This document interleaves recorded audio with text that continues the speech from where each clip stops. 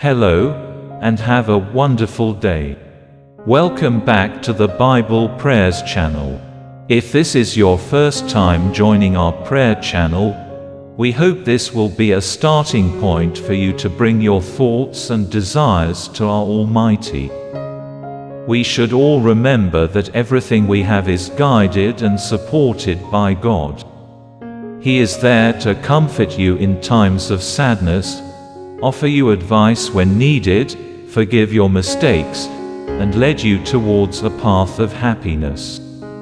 Therefore, today, we wish to express our loyalty, faith, and gratitude to God together with you. We also hope you will have good qualities and a compassionate heart. We bring to you the book of Matthew, chapter 5, from the Bible. Matthew chapter 5 is known for the Beatitudes, in which Jesus teaches about the qualities and blessings of those who are truly blessed in the eyes of God. The main message of Matthew chapter 5 is to focus on the spirit and virtues that believers should possess to show love and worship to God. Through the Beatitudes, Matthew chapter 5 emphasizes the significance of having a kind spirit, a compassionate heart, and reverence for God in our daily lives. Now, let's delve into the book of Matthew, chapter 5. Now when Jesus saw the crowds, he went up on a mountainside and sat down. His disciples came to him too, and he began to teach them the Beatitudes. He said, "Blessed are the poor in spirit, for theirs is the kingdom of heaven. Blessed are those who mourn, for they will be comforted. Blessed are the meek, for they will inherit the earth. Blessed are those who hunger and thirst for righteousness, for they will be filled. Blessed are the merciful, for they will be shown mercy. Blessed are the pure in heart, for they will see God. Blessed are the peacemakers, for they will be called children of God. Blessed are those who are persecuted because of righteousness, for theirs is the kingdom of heaven. Blessed are you when people insult you, persecute you, and falsely say all kinds of evil against you because of me.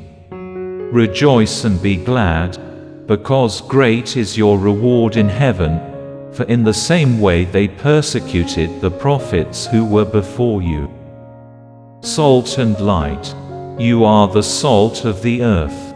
But if the salt loses its saltiness, how can it be made salty again? It is no longer good for anything, except to be thrown out and trampled underfoot. You are the light of the world. A town built on a hill cannot be hidden. Neither do people light a lamp and put it under a bowl. Instead they put it on its stand, and it gives light to everyone in the house. In the same way, let your light shine before others, that they may see your good deeds and glorify your Father in heaven." The fulfillment of the law. Do not think that I have come to abolish the law or the prophets. I have not come to abolish them but to fulfill them. For truly I tell you, until heaven and earth disappear, not the smallest letter, not the least stroke of a pen, will by any means disappear from the law until everything is accomplished. Therefore, anyone who sets aside one of the least of these commands and teaches others accordingly will be called least in the kingdom of heaven. But whoever practices and teaches these commands will be called great in the kingdom of heaven. For I tell you that unless your righteousness surpasses that of the Pharisees and the teachers of the law, you will certainly not enter the kingdom of heaven. Murder.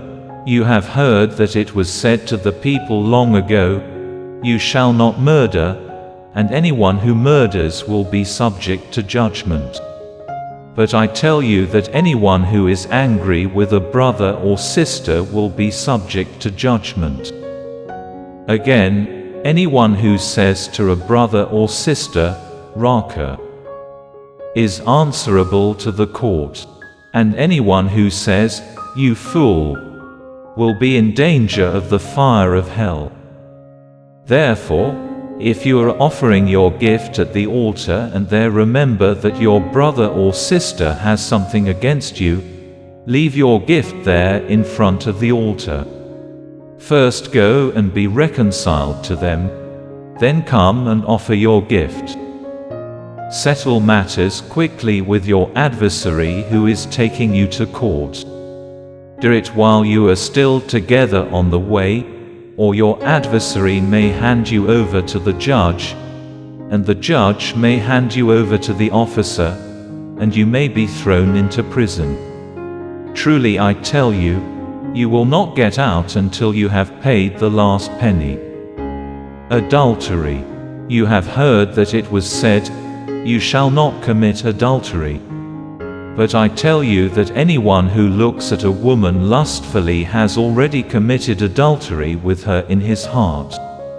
If your right eye causes you to stumble, gouge it out and throw it away. It is better for you to lose one part of your body than for your whole body to be thrown into hell.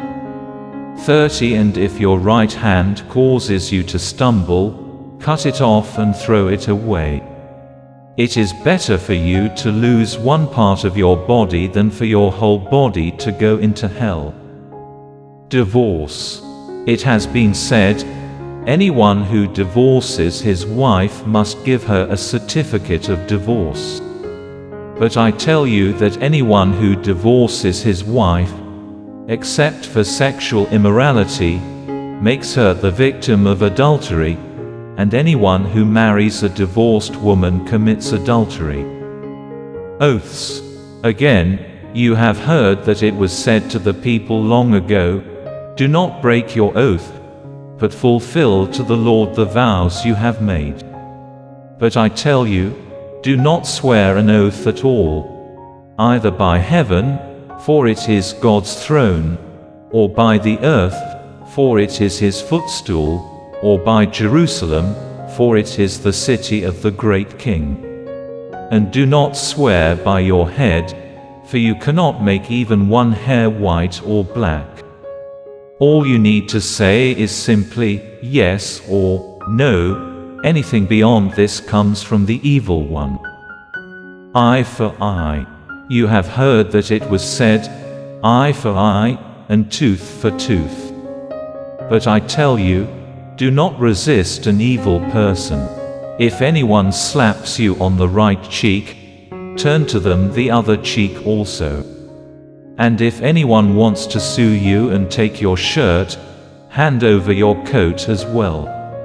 If anyone forces you to go 1 mile, go with them 2 miles.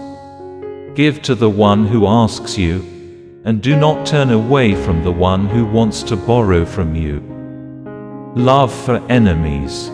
You have heard that it was said, love your neighbor, and hate your enemy. But I tell you, love your enemies and pray for those who persecute you, that you may be children of your Father in heaven. He causes his sun to rise on the evil and the good, and sends rain on the righteous and the unrighteous. If you love those who love you, what reward will you get? Are not even the tax collectors doing that? And if you greet only your own people, what are you doing more than others? Do not even pagans do that? Be perfect, therefore, as your heavenly Father is perfect. Above is the book of Matthew, chapter 5. This book of Matthew focuses on the spirit and virtues that believers should possess to demonstrate love and worship for God.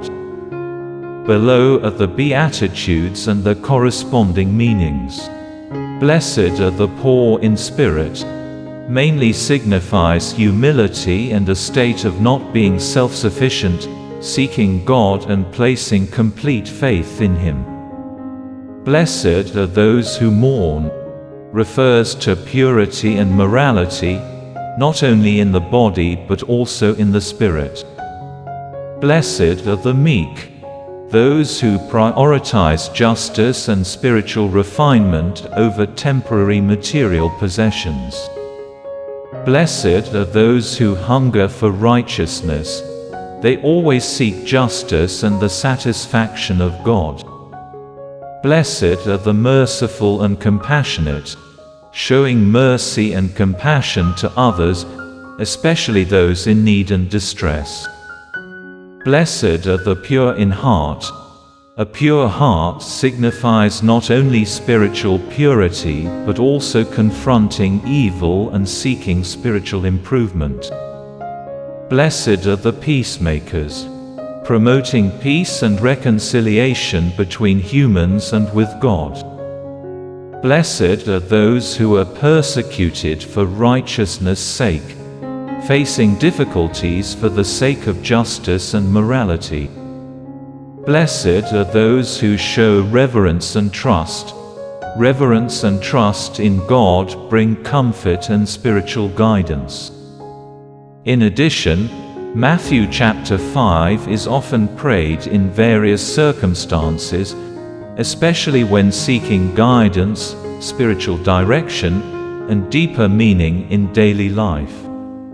You can use this passage for daily prayers, or when facing challenges, you can pray and seek solace and advice in Matthew chapter 5, particularly in the Beatitudes, to understand hope and blessings from God. Always carry a compassionate heart and embody the virtues that God taught us, live according to His teachings, and worship Him. Put your complete trust in Him, for He will bestow blessings upon us. We hope you have grasped the significance of Matthew chapter 5. Please leave a comment to express your worship, reverence, and a grateful heart to God. If you love our videos and content, click subscribe now so you don't miss any new videos. By subscribing, you will always be updated and informed about new content, touching stories, spiritual lessons, and other valuable things that we will share about the Bible.